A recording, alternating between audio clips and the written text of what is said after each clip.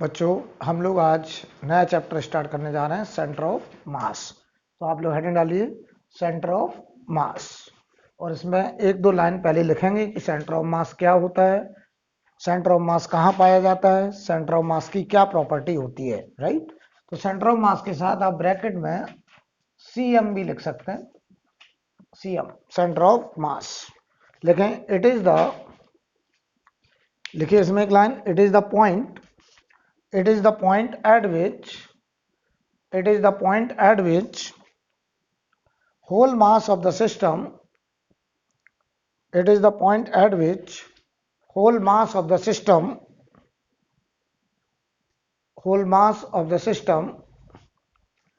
is assumed to be concentrated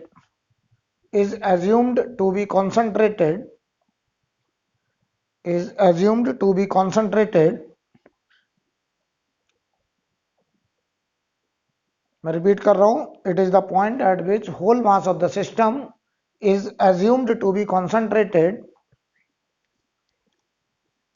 right.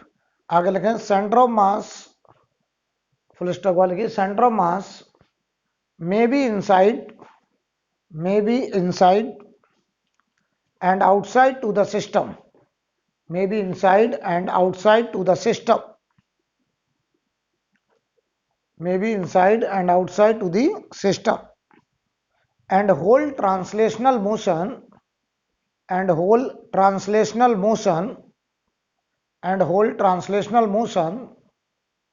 is governed by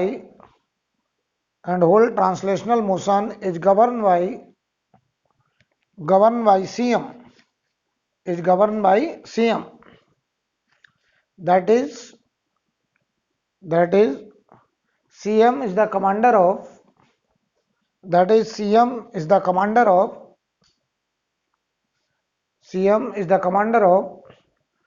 translatory motion of system, that is CM is the commander of translatory motion of system, right। तो अब मैं समझाने जा रहा हूं कि centre of मास क्या है। तो सेंटर ऑफ मास एक ऐसा पॉइंट है जिस पॉइंट पर हम पूरे सिस्टम के मास को कॉन्सेंट्रेटेड मान सकते हैं, और सेंटर ऑफ मास से ही डिसाइड होता है उस बॉडी का ट्रांसलेशनल मोशन।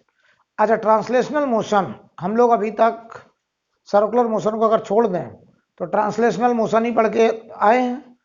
तो वो कह रहा है कि CM is the commander of translatory motion. इसका मीनिंग समझो जरा क्या है, मतलब जो भी इफेक्ट ट्रांसलेशनल मोशन का सीएम के पास होगा, पूरे सिस्टम के पास हर एक पॉइंट के पास वही इफेक्ट होगा। मतलब समझे कहने का, मैं तुमसे ऐसे बोलूं कि मान लीजिए हमारे पास ये एक ब्लॉक है, हम इस पर एक फोर्स लगा दें, एफ फोर्स। चाहे ये फोर्स टॉप पे लगाएं, चाहे मिड पे लगाएं, चाहे बॉटम पे लगाएं, ये मास एम मास का ब्लॉक, इस पर फोर्स कितना लग रहा है, एफ। तो हम आपसे कहें कि बताइए, हम लोग अभी तक पढ़े एफ नेट बराबर एम इंटू ए, और ए होता था हमारा सेंटर ऑफ मास का। तो एफ नेट बराबर एम इंटू ए सीएम, मतलब एक्सेलरेशन ऑफ सेंटर ऑफ मास, ठीक है। तो एफ नेट बराबर हो जाएगा एम ए सी एम।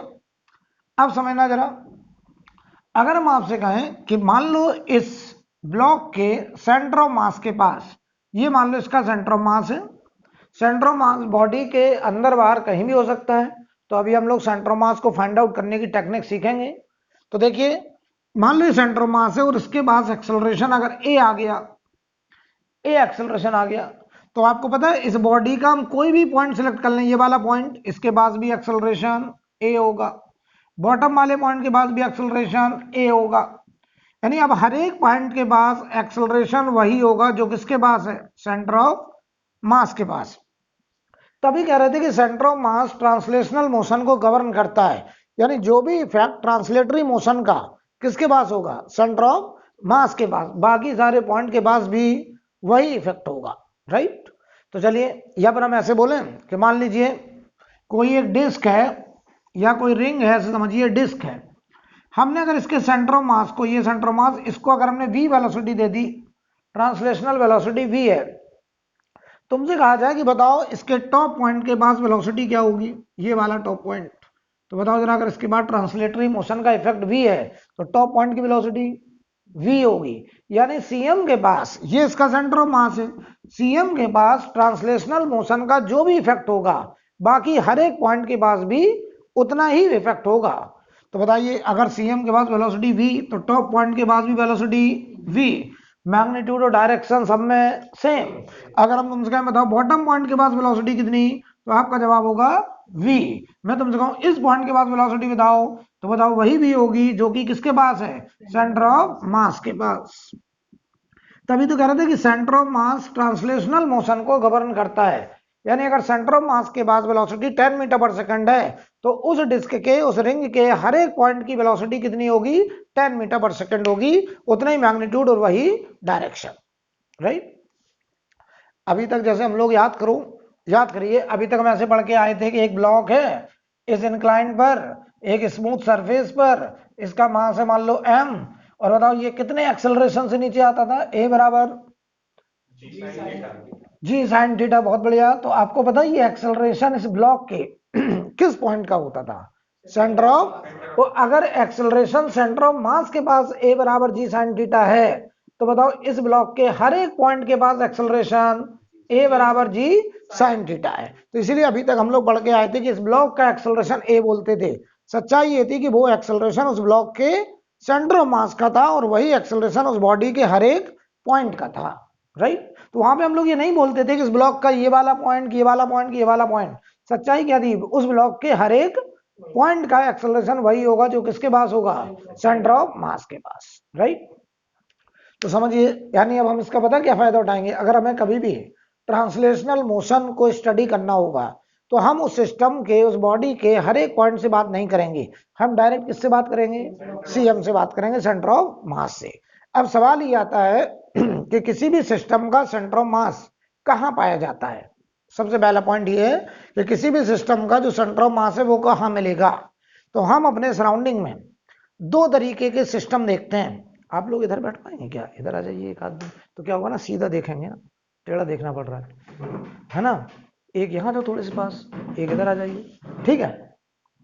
तो आपको देखेंगे तो कैमरे में भी सीधा जाएगा।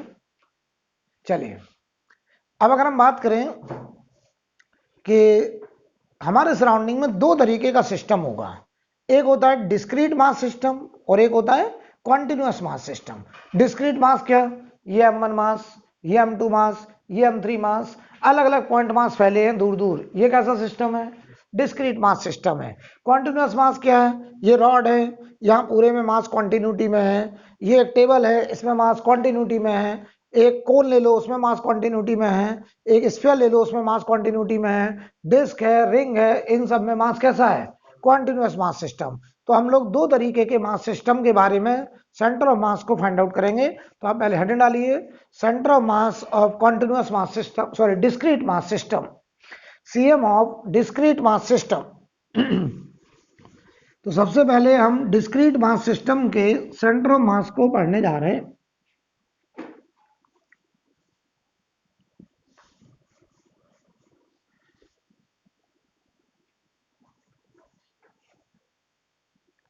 जहां डाउट है पूछ लेना, बिल्कुल ये नहीं सोचना कि रिकॉर्डिंग हो रही तो आप नहीं पूछ सकते हैं, पूछिए बिल्कुल। Discrete mass system, right, CM of discrete mass system. हम लोग पहले कोई डिस्क्रीट मास सिस्टम होगा उसका सेंटर ऑफ मास निकालने जा रहे हैं, ध्यान दीजिएगा जरा। हम आपसे कहें कि ये मान लो कोऑर्डिनेट एक्सिस है, एक्स एक्सिस, और ये वाई एक्सिस, ठीक है। हम मान लो 3 पॉइंट मासेस कंसीडर कर लें।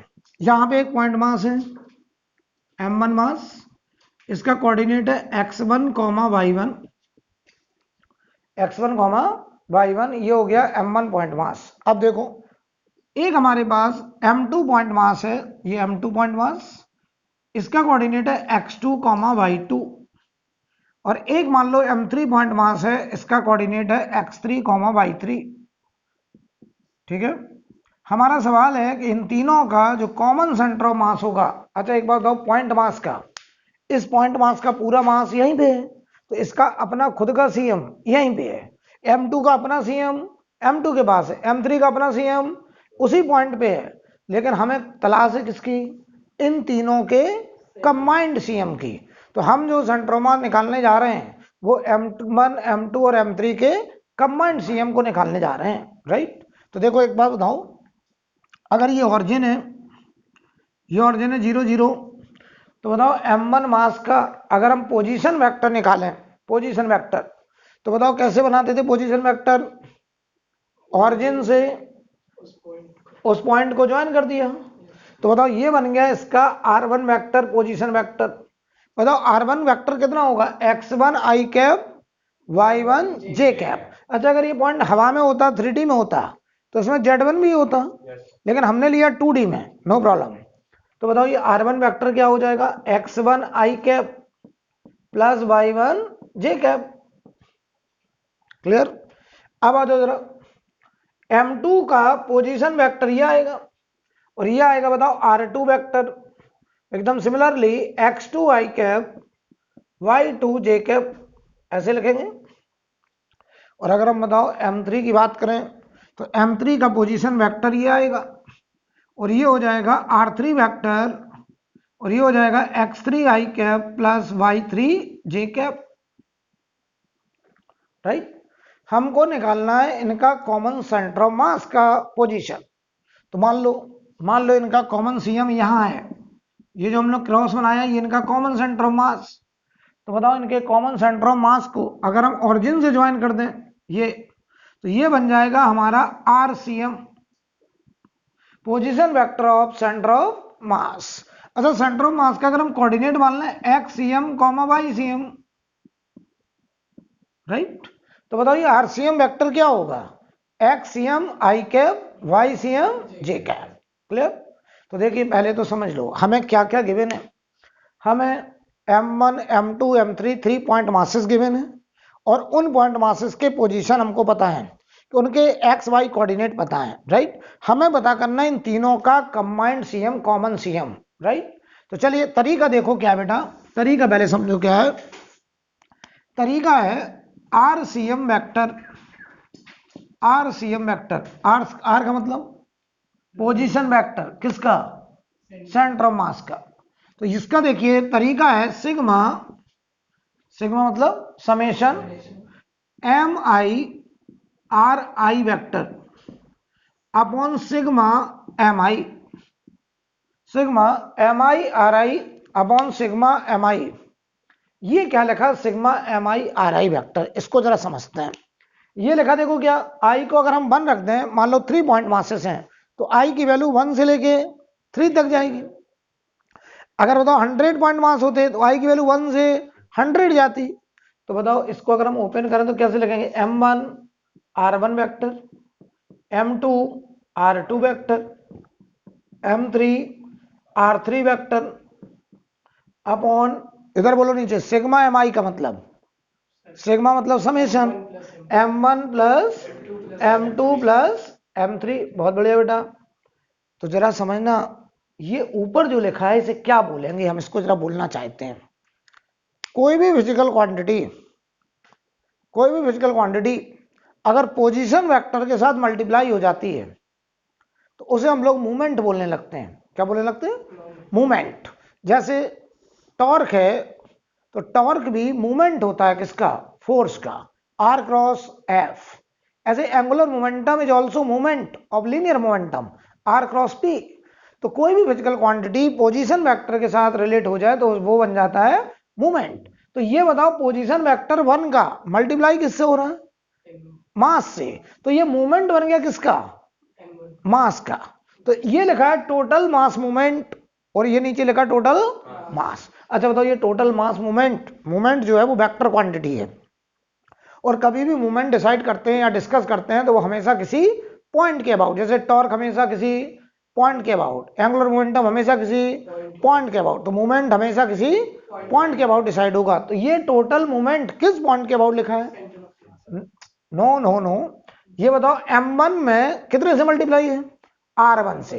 तो ये मूवमेंट हमने निकाला किस पॉइंट के अबाउट, ऑरिजिन के अबाउट। तो M1 into R1, M2 into R2, M3 into R3, right. m3 की ऑरिजिन से जो पोजीशन है वो कितनी है, r3। तो ये जो ऊपर लिखा है मोमेंट, ये टोटल मास मोमेंट है अबाउट ऑरिजिन। तो ये लिखा है total mass moment, total mass moment about origin, about origin,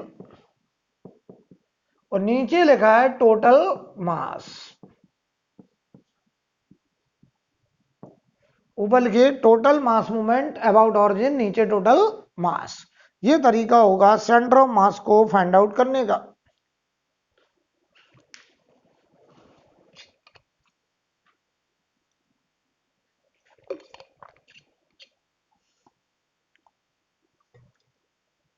ठीक है, चलो वैल्यू रखने जा रहे हैं, ध्यान दीजिए। तो R C M vector common centre of mass का पोजीशन वेक्टर।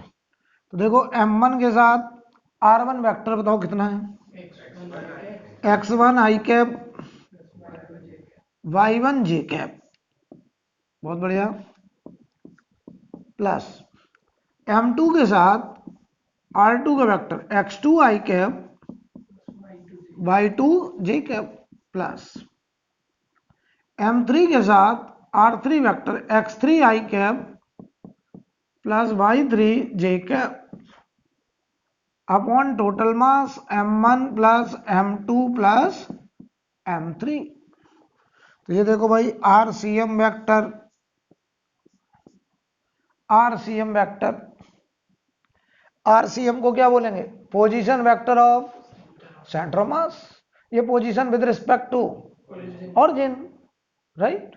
चलो भाई क्या मैं इसको ऐसे लिख दूं, m1 x1 plus m2 x2 plus m3 x3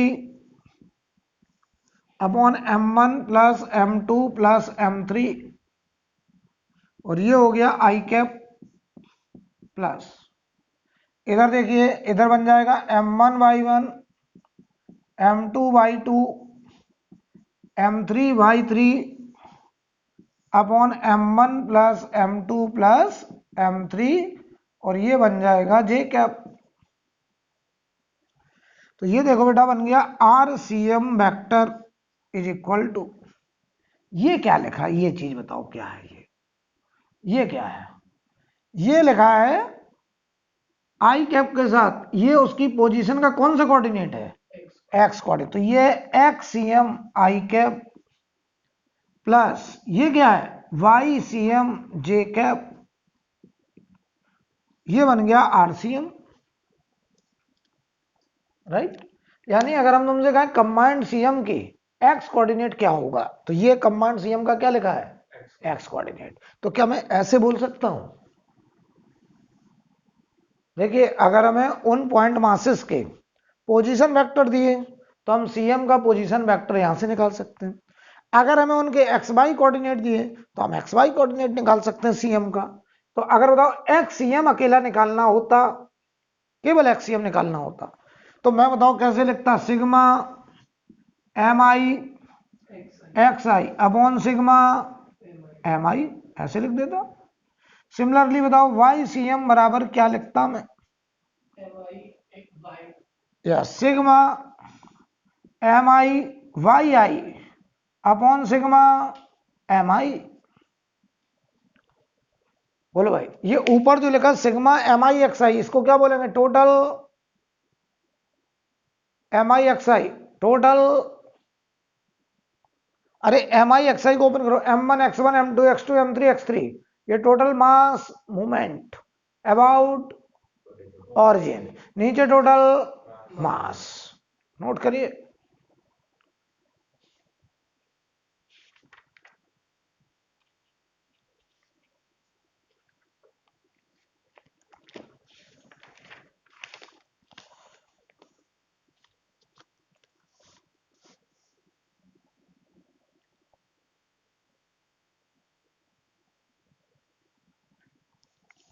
ठीक है, तो अभी हमने जो एक कॉन्सेप्ट सीखा है उसके हिसाब से अगर हमें डिस्क्रीट मास सिस्टम दिया जाए और उन मासेस के कोऑर्डिनेट दिए जाएं तो हम उनके कंबाइंड सीएम का X coordinate, Y coordinate, Z coordinate या उस कंबाइंड सीएम का सीधा पोजीशन वेक्टर भी फाइंड आउट कर सकते हैं।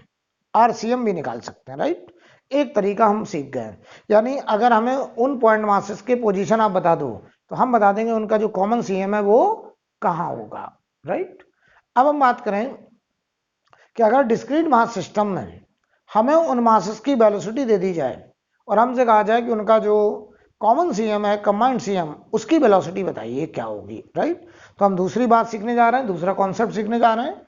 तो मैं मान रहा हूं आप लोगों ने इसे नोट कर लिया।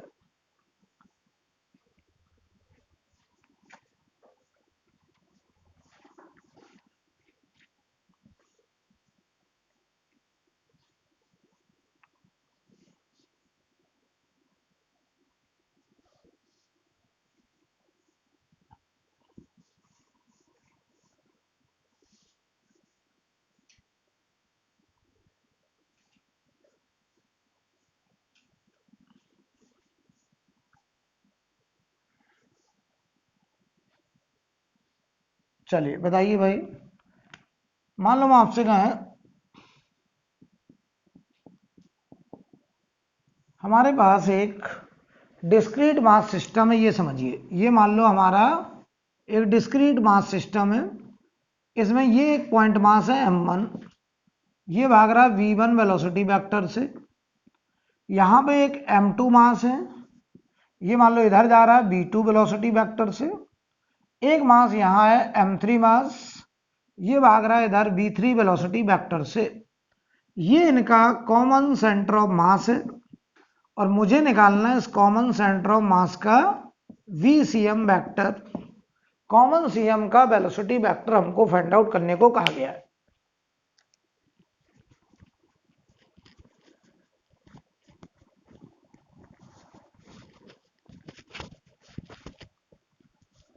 नोट हो गया? अब समझिए तरीका क्या है बेटा। इस सिस्टम का मोमेंटम क्या होता है? Mass into velocity vector. हम तुमसे कहें सिस्टम का मोमेंटम लिखिए, तो इसका मोमेंटम लिखने के दो तरीके। क्या क्या तरीका? आपने दो बोला तो बताइए, दो कौन से तरीके? इसमें कितने लोग हैं इस घर में? तीन लोग। ये तो वर्चुअल है ना, ये तो वर्चुअल है, ये इन्हीं तीन को रिप्रेजेंट करने के लिए है।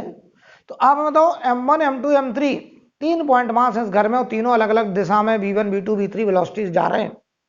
मैं तुमसे कहूँ सिस्टम का मोमेंटम वेक्टर लिखिए। आप कहोगे सर पहला तरीका, यस, हम तीनों का इंडिविजुअल मोमेंटम निकालें, उन सब का वेक्टर एडिशन कर दें तो हमें टोटल मोमेंटम सिस्टम का मिल जाएगा। या दूसरा तरीका, हम तीनों से बात ना करें, सीधा बात किससे करें? सेंटर ऑफ मास से, CM से, और जो मोमेंटम CM का होगा वही मोमेंटम पूरे सिस्टम का होगा। क्लियर? तो मैं लिखने जा रहा हूं, ध्यान से देखना। तो बताओ क्या मोमेंटम ऑफ सिस्टम, पूरे सिस्टम का मोमेंटम वही होगा जो कि मोमेंटम होगा किसका? CM का। P से हम लोग मोमेंटम को रिप्रेजेंट करते हैं और ये लीनियर मोमेंटम की बात हो रही। तो देखो P पूरे सिस्टम का वही होगा जो P सेंटर ऑफ मास का होगा। क्लियर? अब चलो भाई सिस्टम का मोमेंटम बताओ, कितने लोग हैं सिस्टम में? तो पहले का बताओ कितना? m1 v1 वेक्टर, इस v1 के अंदर i cap j cap k cap छिपे हुए हैं, right, plus m2 v2 vector, m3 v3 vector, ये पूरे सिस्टम का मोमेंटम। अब आओ जरा CM का मोमेंटम। तो CM का मोमेंटम क्या होगा? मास किसका? CM का। वेलोसिटी किसकी? CM की। अब जरा एक बात बताओ, CM का मास कितना होगा? CM का मास, CM का मास निकलना चाहिए। CM का मास कितना होगा? ये किसका CM है? m1 plus m2 plus m3 होगा मास CM का। ये CM है किसका? m1 m2 m3 का। तो CM का मास वही होगा जो पूरे सिस्टम का मास होगा। पहली लाइन क्या लिखवाई आज की क्लास में? CM एक ऐसा पॉइंट जहां पर हम पूरे मास को कॉन्सेंट्रेटेड मान सकते हैं। तो CM का मास वही होगा जो पूरे सिस्टम का होगा, राइट। तो बताओ भाई क्लियर है ना? तो देखो चाहो तो हम इसको ऐसे लिख दें, सीएम का मास होगा पूरे सिस्टम का, राइट? ये एक ही बात है। ठीक, चलो भाई इसी को मैं आगे कंटिन्यू कर रहा हूं, देखना। m1 v1 vector, m2 v2 vector, m3 v3 vector बराबर, ये बताओ सिस्टम का मास क्या होगा? m1 plus m2 plus m3 into VCM vector, right? तो बताओ VCM वेक्टर क्या निकल के आ गया? VCM वेक्टर बताओ बच्चों, VCM वेक्टर उत्कर्ष क्या निकल के आया? m1 v1 vector, m2 v2 vector, m3 v3 vector upon m1 plus m2 plus m3, ये आ गया VCM। एकदम आइडेंटिकल, जैसे RCM निकालते थे, m1 r1 m2 r2 m3 r3 upon m1 plus m2 plus m3, ऐसे यहाँ पे VCM m1 v1 m2 v2 m3 v3 upon m1 plus m2 plus m3। ये ऊपर लिखा टोटल, ऊपर टोटल मोमेंटम, नीचे टोटल मास।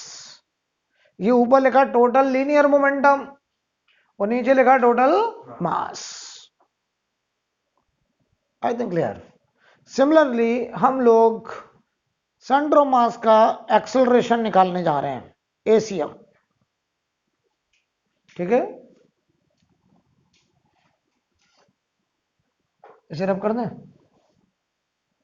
उत्कर्ष।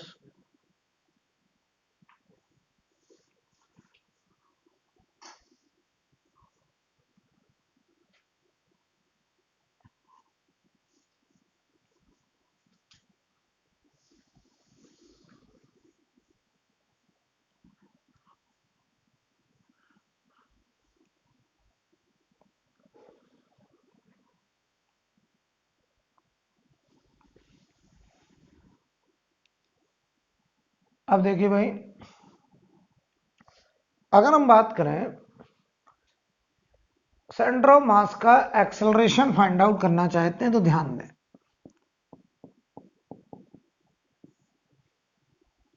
मैं तुमसे कहूँ हमारा ये सिस्टम है और डिस्क्रीट मास सिस्टम है, इसके अंदर 3 पॉइंट मासेस मान ले रहा हूं, ये m1 मास,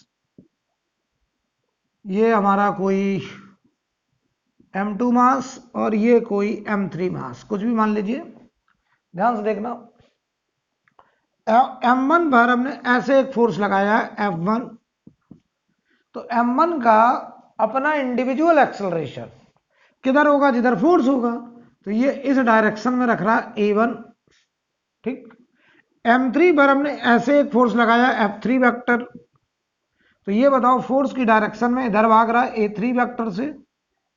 हमने इस पर एक फोर्स लगाया ऐसे F2 वेक्टर, तो ये बताओ फोर्स की डायरेक्शन में इधर भाग रहा है A2 से। ये इनका कॉमन सेंटर ऑफ मास है और ये मान लो भाग रहा है, ये हमको निकालना है ACM वेक्टर, ये हमें निकालना है, ठीक। ये हमको फाइंड आउट करना है,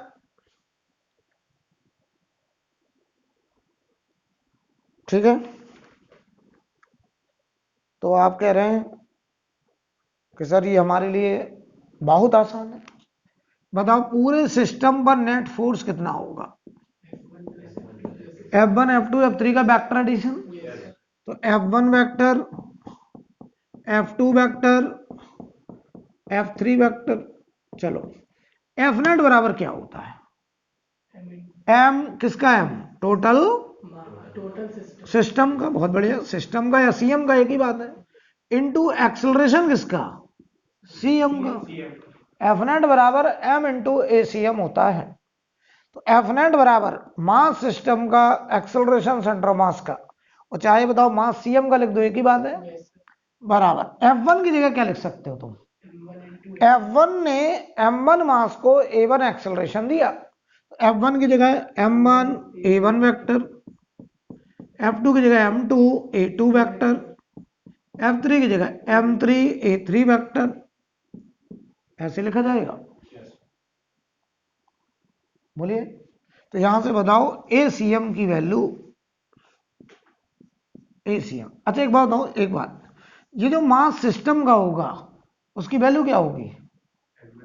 M1 plus M2 plus M3, ये मास होगा पूरे सिस्टम का, और ये एक्सेलरेशन सेंटर ऑफ मास का, और ये बनेगा M1 A1 vector, M2 A2 vector, और ये बनेगा M3 A3 वेक्टर। तो यहां से बताओ जरा, acceleration of centre of mass, ये बन जाएगा M1 A1 vector, M2 A2 vector, M3 A3 vector upon M1 plus M2 plus M3, ये बन के आ जाएगा। नोट करिए, नोट करें।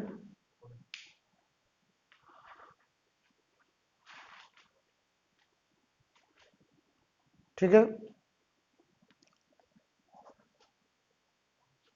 कोई problem?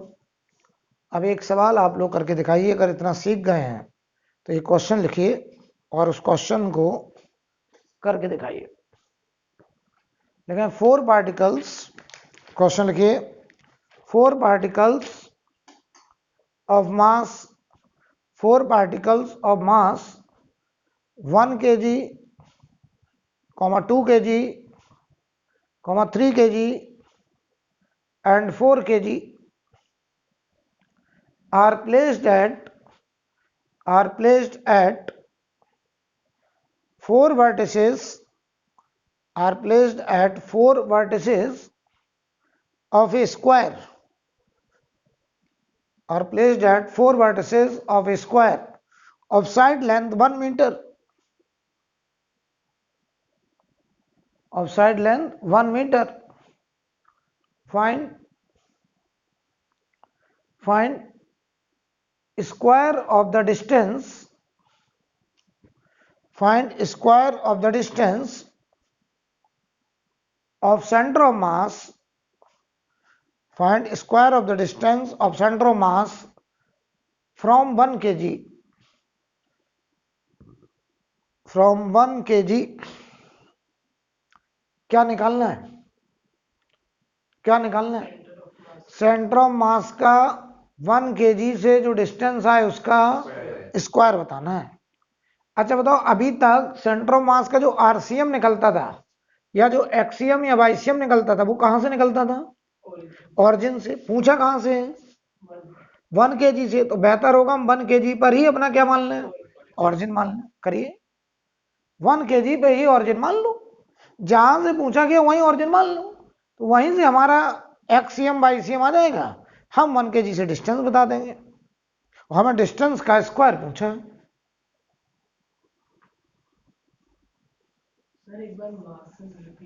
1 kg, 2 kg, 3 kg, 4 kg।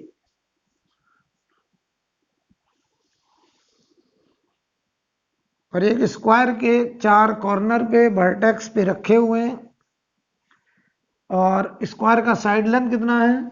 1 metre. ठीक है, बहुत ही आसान सवाल दिया है पहला। तो कुछ ऐसे करेंगे, हम एक स्क्वायर बनाएंगे ऐसे, ये स्क्वायर की जो साइड है वो 1 मीटर, ये भी 1 मीटर, ये भी 1 मीटर, ये 1 मीटर। चलो यहां पे जो मास है, ये मास, ये हो गया 1 kg, यहां जो मास है वो हो गया 2 kg, यहां पे जो मास होगा वो हो गया 3 kg, और यहां जो मास होगा वो 4 kg। ये 4 पॉइंट मासेस। ठीक है, बताओ भाई, ऑरिजिन हमने कहा माना है? 1 kg पर, क्योंकि हमको सारा डिस्टेंस, सीएम का डिस्टेंस कहां से बताना है? 1 kg से। तो हमें पता है सीएम की डिस्टेंस हम ऑरिजिन से निकाल लेते हैं, तो यही ऑरिजिन मान लिया। इसका कोऑर्डिनेट बोलो। अगर ये 0 0 तो इसका कोऑर्डिनेट 1,0 1,0 इसका कोऑर्डिनेट बताओ चलो 0,1 चलो इसका कोऑर्डिनेट 1,1 राइट। कोई प्रॉब्लम नहीं इसमें। सबसे पहले हम निकालने जा रहे हैं क्या निकालें एक्सीएम। बताओ एक्सीएम कितना होगा सिग्मा एम आई एक्स आई अपॉन सिग्मा एम आई यानी m1 x1 m2 x2 m3 x3 m4 x4 upon m1 plus m2 plus m3 plus m4 ये लिखना पड़ेगा।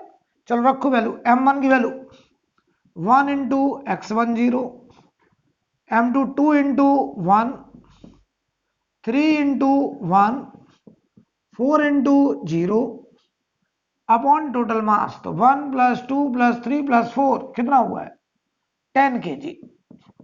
देख लो यार सही है। तो बताओ एक्सीएम बराबर कितना आ रही है 5/10 देख लो यानी 0.5 मीटर।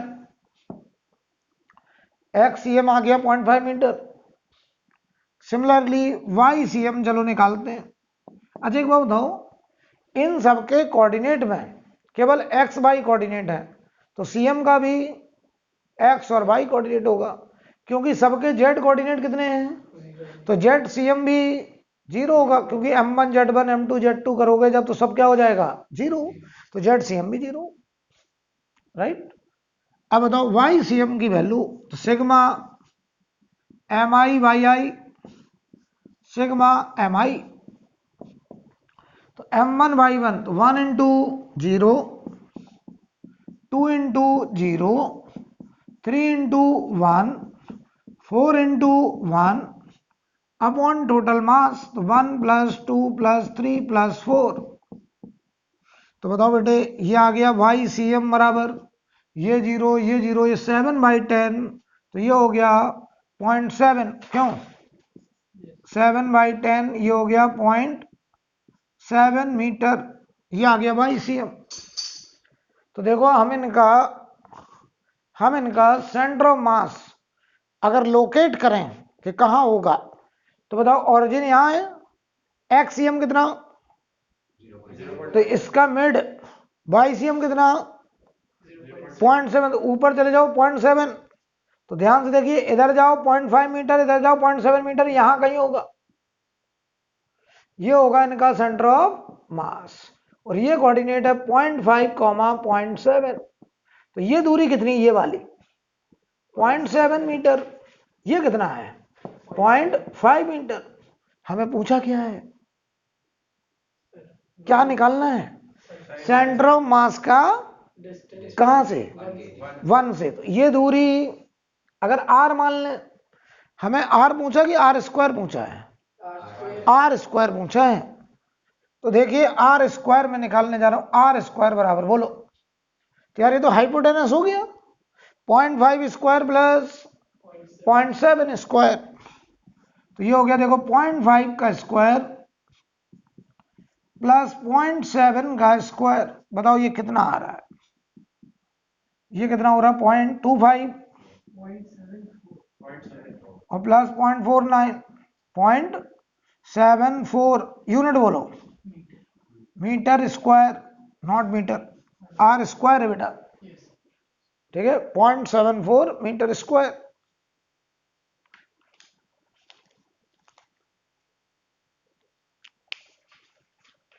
ठीक है तो क्या मैं ये मान लूं कि अगर हम आपको कोई डिस्क्रीट मास सिस्टम दें तो आप उसका सेंटर ऑफ मास लोकेट कर सकते हैं राइट। सेंटर ऑफ मास निकालने का तरीका हमने आपको बता दिया है। अब देखिए अगला सवाल अगला क्वेश्चन देखते हैं।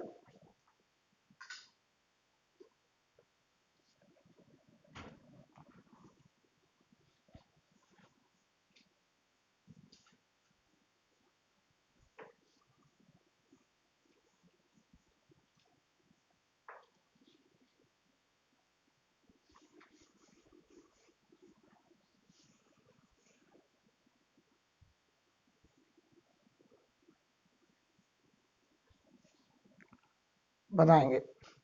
अगला सवाल कुछ ऐसा है, ये सीलिंग से एक पुली को ऐसे फिक्स करा गया है और ये एक आइडियल पुली है, ये पुली का सेंटर है, ठीक है। और एक आइडियल स्ट्रिंग इस पुली से ऐसे पास कराया गया है ऐसे। इधर जो मास है वो मास है 1 kg और इधर जो मास है वो मास है 3 kg। इधर मास है 1 kg, इधर मास है 3 kg, ठीक है।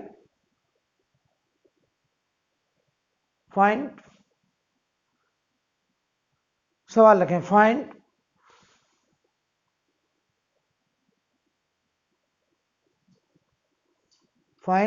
Distance covered by centre of mass, find distance covered by center of mass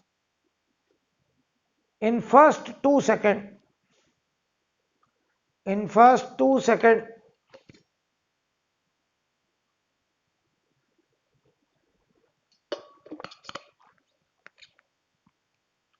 find distance covered by center of mass in first 2 second।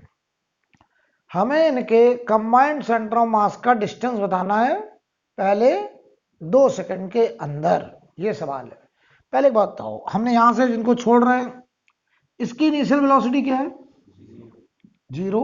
इसकी भी इनिशियल वेलोसिटी 0। बहुत बढ़िया, बहुत बढ़िया। ये किधर जाएगा? 3 kg नीचे। ये किधर जाएगा? ऊपर। रस्सी में क्या होगा? ऐसे टेंशन। और क्या दोनों का एक्सेलरेशन बराबर बराबर होगा? यस।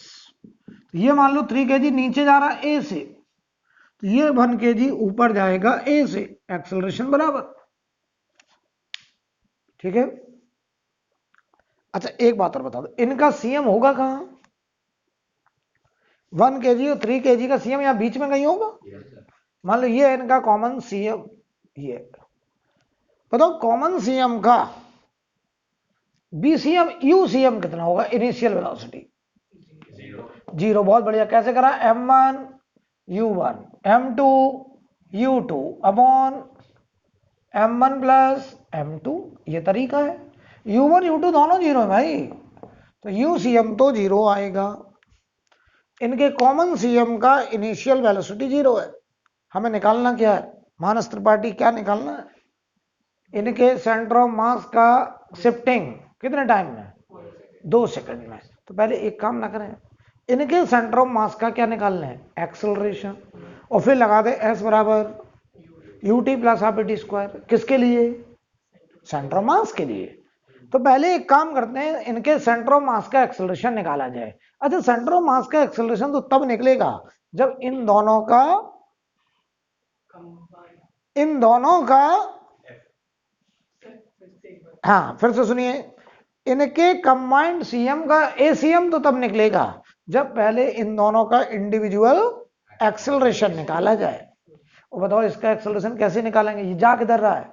उत्कर्ष बोलो इधर नीचे, 3g ऊपर, t इक्वेशन बोलो, इधर लिखो इक्वेशन बोलो, 3g माइनस t बराबर 3 इंटू a होगा। बताओ ये किधर जा रहा है? 1 kg आयुष ऊपर जा रहा है। क्या लिखेंगे equation? t minus 1g, t minus 1g बराबर 1a। दोनों को ऐड कर दो, ये हुआ 2g, ये हुआ 4a, a बराबर 5 मीटर पर सेकेंड स्क्वायर। ये आ गया इन ब्लॉक का एक्सेलरेशन इंडिविजुअल, और दोनों का एक्सेलरेशन बराबर है। अब हम पहले क्या निकालें? सेंटर ऑफ मास का एक्सेलरेशन एसीएम। चलो बताओ एसीएम क्या होगा? m1 a1 vector, m2 a2 vector upon m1 plus m2, right. चलो m1 की वैल्यू बोलो, इसको m1 मान लें। m1 कितना? 3 kg। इसका एक्सेलरेशन बोलो, केवल 5 लिख दें, माइनस जे। यस, पूरा बोलो, पूरा बोलो। a1 हो गया 5 माइनस जे, a मैग्नीट्यूड 5 निकला है, यहां पे तो डायरेक्शन रखूंगा, ये गलती ना कर देना। प्लस बोलो चलो m2 1, एक्सेलरेशन 5 प्लस जे ना, ओके, टोटल मास कितना 1 प्लस 3, ये आ गया हमारा ACM, acceleration of centre of मास। तो बताओ भाई ACM की वैल्यू क्या निकल के आ रही है? ये 15 में से 5 जाएगा, -10/4 कितना आ रहा है 5/2, देख लो 5/2 माइनस जे कैप, ये आ रहा 5/2 मीटर पर सेकंड स्क्वायर माइनस जे कैप। बताइए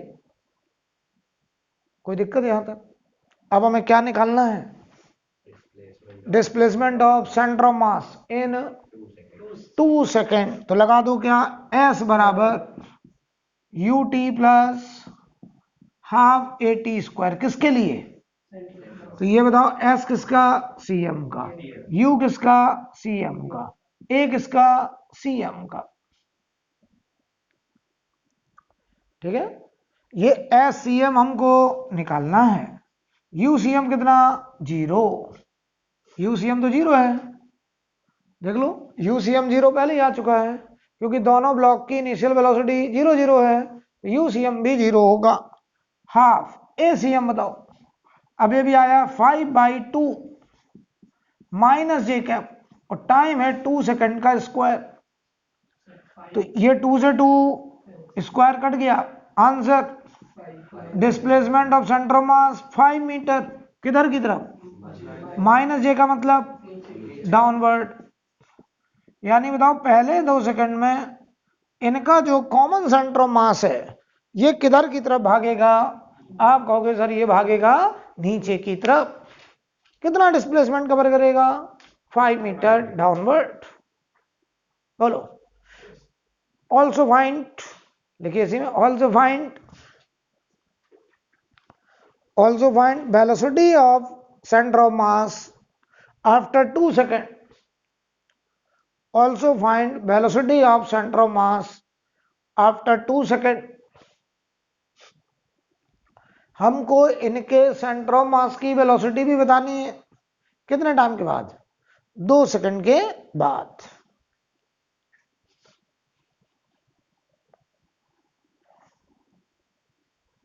ठीक है, ठीक है, तो अब निकालते हैं, कैसे निकालें बोलो जल्दी से। ये हटा नहीं है, तो चलिए आपने कहा सर इक्वेशन लगा दो, यही कर दे रहे हैं इतने में। V बराबर U प्लस AT, ये V किसका? सेंटर ऑफ मास का। U भी किसका? A भी किसका? U कितना? 0। तो ये VCM हमको चाहिए है 2 सेकंड के बाद, ये 0 प्लस ACM कितना है? 5/2 माइनस जे, टाइम कितना?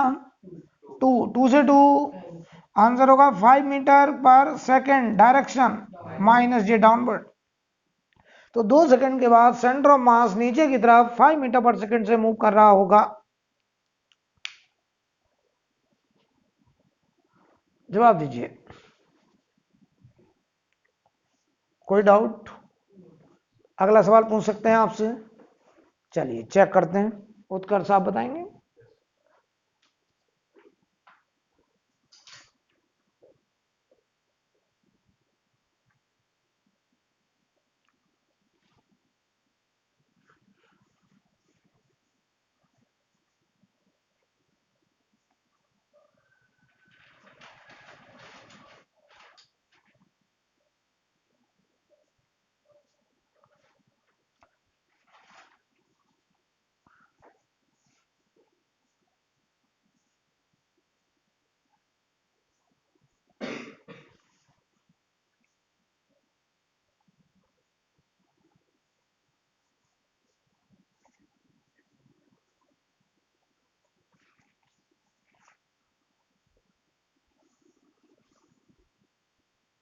चलिए देखिए अगला सवाल। सवाल कुछ ऐसा है, हमारे पास ये एक डबल इंक्लाइन का बैज है ऐसे, और ये बैज एकदम फिक्स्ड है, ये मूव नहीं कर सकता। एक तरफ ये एंगल 37 डिग्री है और एक तरफ ये एंगल 53 डिग्री है। ठीक है भाई, अब सवाल बनाना भी सीख गए। इसका मतलब यहां पर एक ब्लॉक है 5 kg और ये एक आइडियल स्ट्रिंग से बंधा हुआ है और एक आइडियल पुली से ऐसे पास कर रहा है और ये आइडियल स्ट्रिंग यहां आया। यहां पर एक ब्लॉक है 10 kg 10 kg।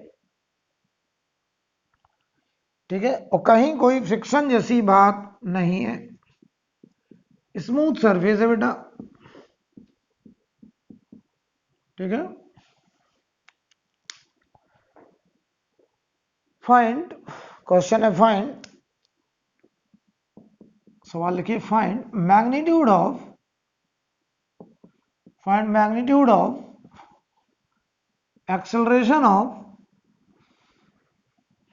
acceleration of center of mass of both blocks।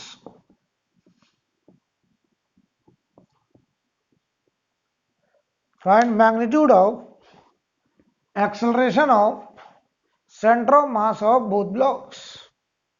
करिए जल्दी से। हमें इनका जो कॉमन सीएम होगा उसके एक्सेलरेशन का क्या पूछा है, मैग्नीट्यूड। करिए जल्दी से।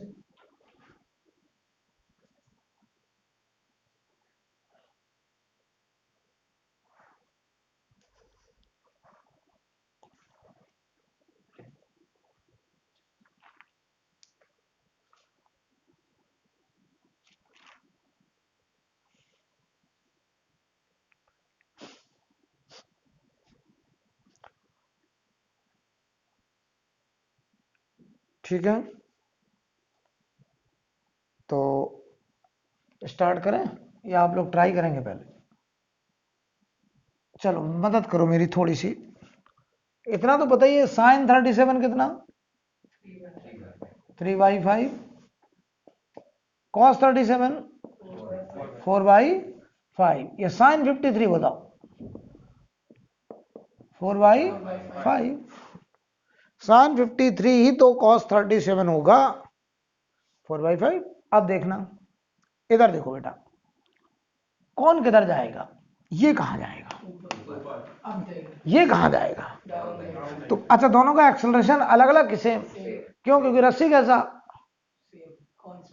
कैसा आइडियल रस्सी की लेंथ और लेंथ कांस्टेंट अगर रखनी है तो ये भागेगा डाउन द इंक्लाइंड ए से, तो ये भागेगा अप द इंक्लाइंड ए से। चलो यहां टेंशन टी मान लें। पहले तो एक काम करते हैं बेटा, पहले हम निकालेंगे इनका अलग अलग एक्सेलरेशन, फिर हमें निकालना क्या, इनके कॉमन सेंटर ऑफ मास का एक्सेलरेशन का मैग्नीट्यूड। ये हमारा सवाल है, हमें इनके कॉमन सेंटर ऑफ मास के एक्सेलरेशन का मैग्नीट्यूड चाहिए, ओनली मैग्नीट्यूड चाहिए।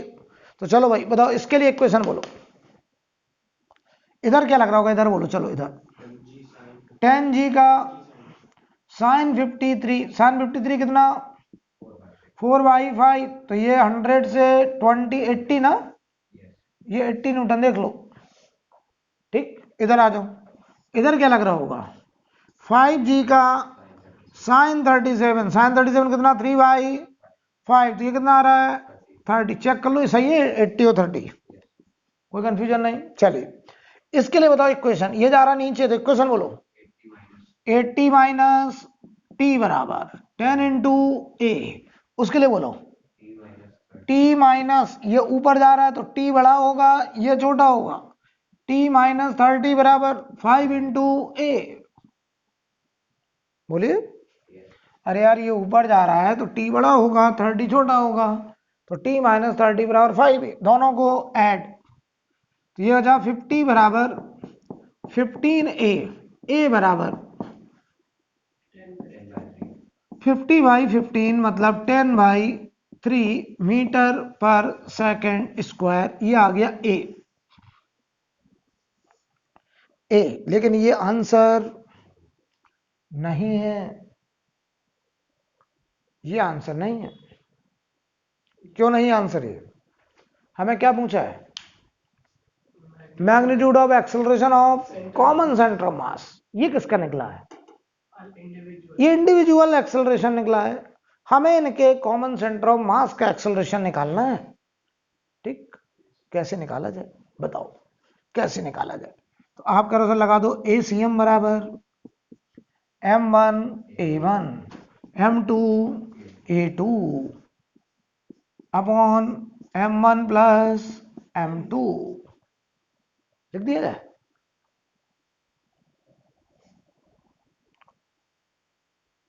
ठीक, अब थोड़ा सा अलर्ट रहना है। ठीक, ध्यान से देखना, जो A1 है ये वाला A है, A2 भी कितना है? A है, लेकिन ध्यान दो इधर देखो, ये A1 जो है, A1 इधर जा रही है A से, A2 देखो इधर जा रहा है ऐसे ऐसे, ये A2 है, और A1 A2 कितने एंगल पे है? बहुत बढ़िया बहुत बढ़िया, क्या ये 90 होगा? तो ध्यान से देखना, A1 है इधर ऐसे और A2 इधर, तो ये एंगल है 90। तो सुनो, अगर हम इसे मान लें x तो इसे मानेंगे y। ये दो म्यूचुअली परपेंडिकुलर डायरेक्शन में एक्सेलरेशन है। गलती ना कर देना कि केवल मैग्नीट्यूड रख दो, गलत हो जाएगा। हमको रखना पड़ेगा विद डायरेक्शन। तो हमने एक को मान लिया x, एक को मान लिया, और x और y क्यों मान लिया? क्योंकि दोनों म्यूचुअली परपेंडिकुलर। तो ध्यान दीजिए, ACM बराबर, हालांकि जैसे हमने x बोला है वो हॉरिजॉन्टल नहीं है, x तो है, हॉरिजॉन्टल नहीं है। x हमेशा हॉरिजॉन्टल थोड़ी होता है। x और y हम कोई भी दो म्यूचुअली परपेंडिकुलर डायरेक्शन को एज्यूम कर सकते हैं। हॉरिजॉन्टल वर्टिकल ये होते हैं। तो x तो है वो, लेकिन हॉरिजॉन्टल नहीं है, नो प्रॉब्लम। तो बताओ m1 का मास कितना? 10। a इसका एक्सेलरेशन किस डायरेक्शन में है? x के अलोंग, तो इसे लिख दिया i कैप। देख लो, m1 a1 i कैप, ये देखो ए आई कैप हो गया ये, प्लस m2 बोलो 5, a2 की वैल्यू भी a है और direction j cap, upon total मास 10 प्लस 5। ये कितना आ रहा है? ये कितना आ रहा है? 5 से काट दें, 5 से काट दें, तो ये आ रहा है 2ai cap plus aj cap upon 3। क्यों? देख लो। तो बताओ, मैग्नीट्यूड पूछा हमसे एक्सेलरेशन का, सेंटर ऑफ मास का। तो यहां देखो 1/3 बाहर, रूट के अंदर, ये देखो 2a का स्क्वायर प्लस a का स्क्वायर, बल्कि a भी बाहर कर दो, a/3 बाहर, रूट के अंदर 2 स्क्वायर प्लस 1 स्क्वायर। तो ये देखो हो गया आंसर a/3 रूट 5। a की वैल्यू कितनी है जल्दी बोलो, a की वैल्यू? a अभी भी निकला 10/3, तो यहां रखो 10/3, कितना हुआ? 10/9 रूट 5 मीटर पर सेकंड स्क्वायर। ये आंसर है, ये आंसर है, नोट कर लीजिए।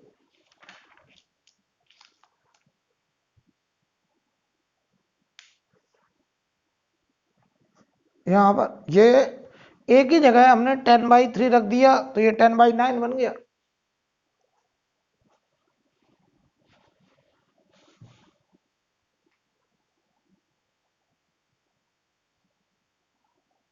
कोई दिक्कत? अगला सवाल देखते हैं। अच्छा, अगर दो मास हैं एक ही लाइन में ऐसे रखे हैं m1 m2, तो सेंटर ऑफ मास इनके बीच में एकदम मिड में होगा, या जिधर मास ज्यादा उसके पास होगा? जिधर मास ज्यादा। सेंटर ऑफ मास हमेशा हैवी मास के पास होता है, राइट, और जो मास कम होगा उससे दूर होगा। ये भी बताएंगे भी क्यों ऐसा होता है, उसका रीजन है, अभी समझाएंगे। लेकिन एक सवाल पहले करते हैं, ठीक है? देखिए, इसे मैं रैप करने जा रहा हूं।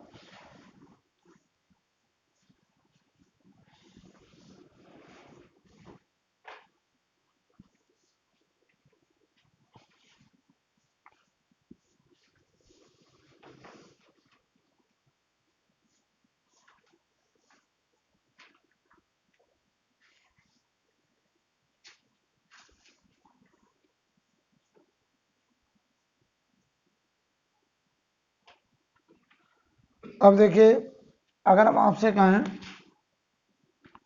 अगला सवाल जो है, हमारे पास एक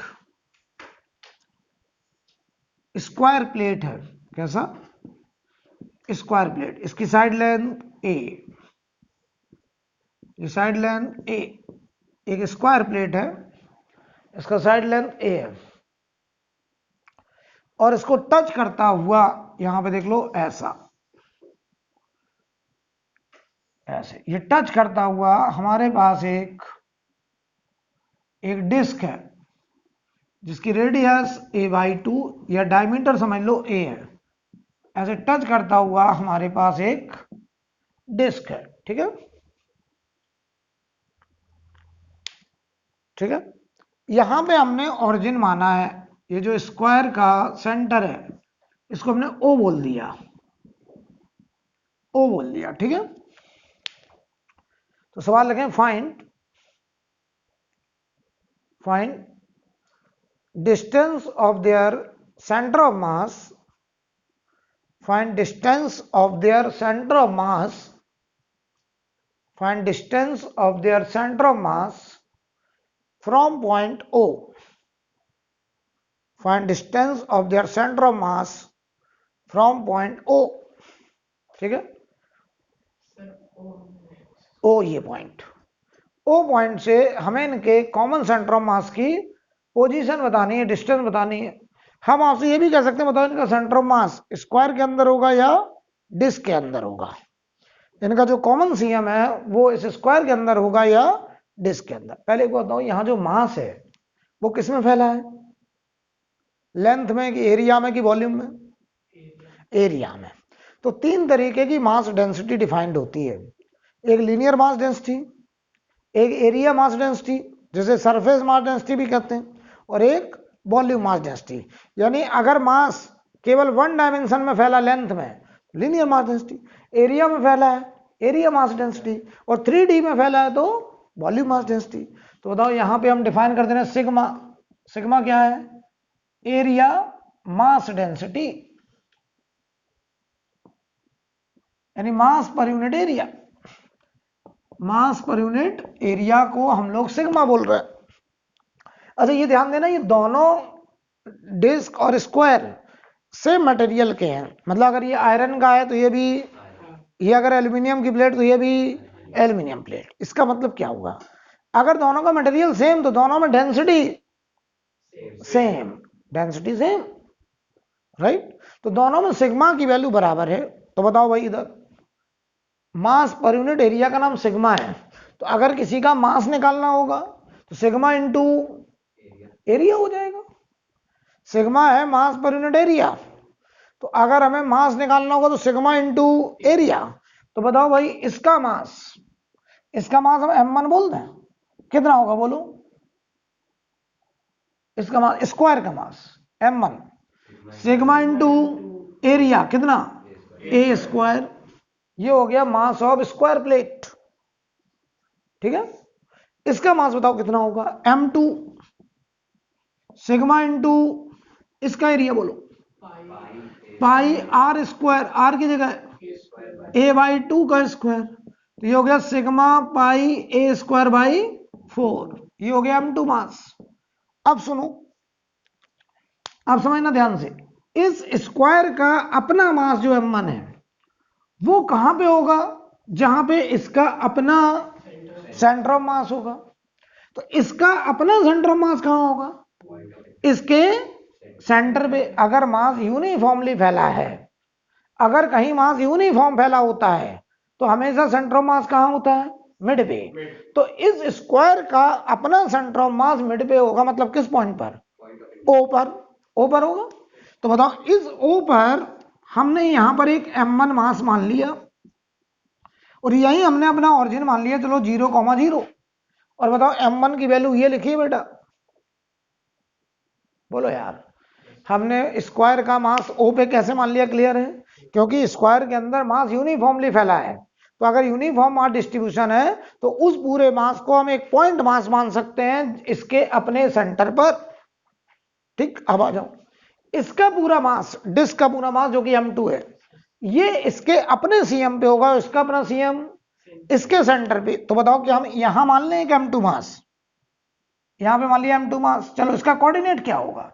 अगर ये 0 0 तो ये दूरी कितनी, ये दूरी कितनी ए ओनली ए। अरे यार ये पूरा ए है तो ये बाई टू, ये बाई टू, ए तो हुआ। तो इसका कोऑर्डिनेट क्या होगा? a comma 0, a comma 0। अब सुनना, m1 बड़ा कि m2 बड़ा? m1 बड़ा कि m2? ये सिग्मा a स्क्वायर है, ये sigma a square into pi by 4, पाई होता 3.14, नीचे 4, ये 1 से छोटा नंबर, तो ये वैल्यू सिग्मा a स्क्वायर से कम। तो कौन बड़ा है इसमें? m1 बड़ा m2। अच्छा सुनो, अगर ये m1 m2 दोनों बराबर होते तो इन दोनों का कॉमन सीएम एकदम एकदम मिड का मतलब यहां होता, फिर यहां होता a/2 पे, a/2 यहीं तो होता। लेकिन अगर m1 बड़ा है तो इनका सेंटर ऑफ मास m1 के पास, तो किसके अंदर? स्क्वायर के अंदर। यानी एक बात तो समझ में आती है कि इनका जो कॉमन सेंटर ऑफ मास होगा वो इस स्क्वायर प्लेट के अंदर होगा। कोई हमसे ऑब्जेक्टिव में यही सवाल कर लेता कि बताओ इनका कॉमन सेंटर ऑफ मास कहाँ है, तो आपका जवाब क्या होता? स्क्वायर प्लेट के अंदर, राइट। अब ऊपर वाला सवाल भूल जाओ, अब बस ये सवाल बचा ये 2 पॉइंट मास, और हमको निकालना इनका कॉमन सेंटर ऑफ मास। तो ध्यान देना, इधर ध्यान देना। मान लो इनका कॉमन सेंटर ऑफ मास यहां है, ये किसके अंदर होगा? स्क्वायर। यहां पे माना हमने, देखो यहां पे इनसाइड द स्क्वायर, और ये हमने कैसे बता दिया इनसाइड द स्क्वायर? क्लियर है ना? क्योंकि m1 बड़ा m2 से है, तो common CM will be closer to m1 ना, दैट इज इनसाइड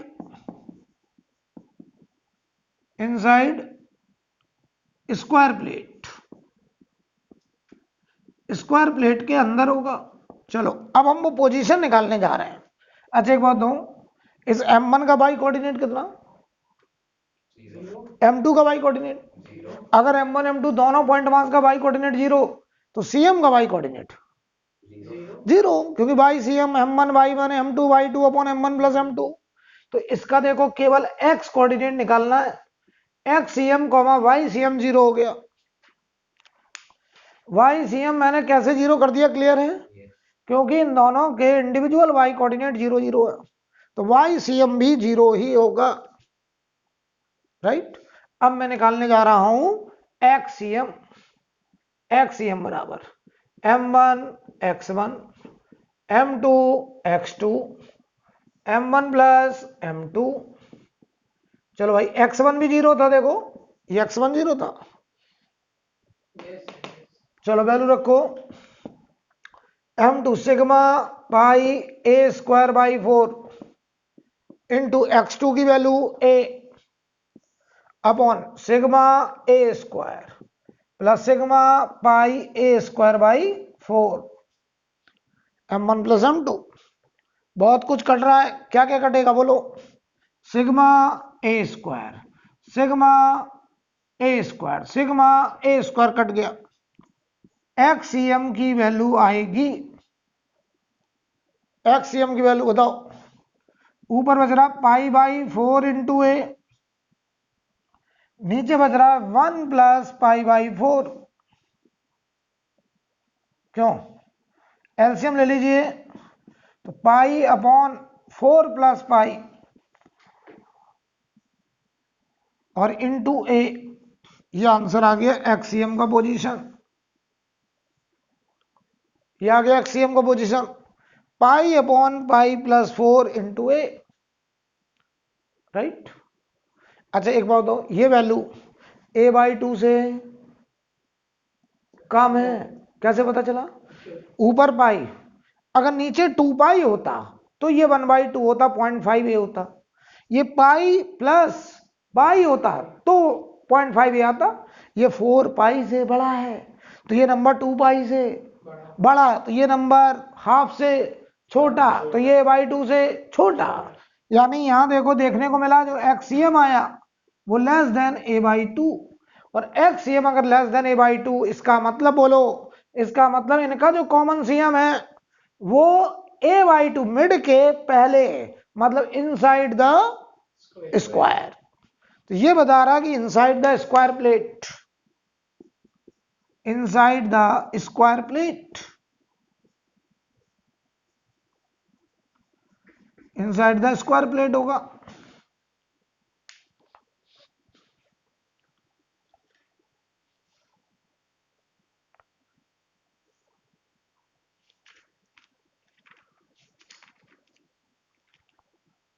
ठीक है,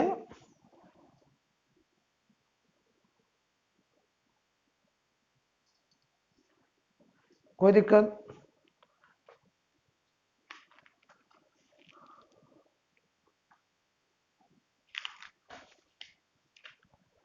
तो अभी मैं यहीं पे रोक रहा हूं, इसके आगे हम लोग अगली क्लास में बातचीत करेंगे।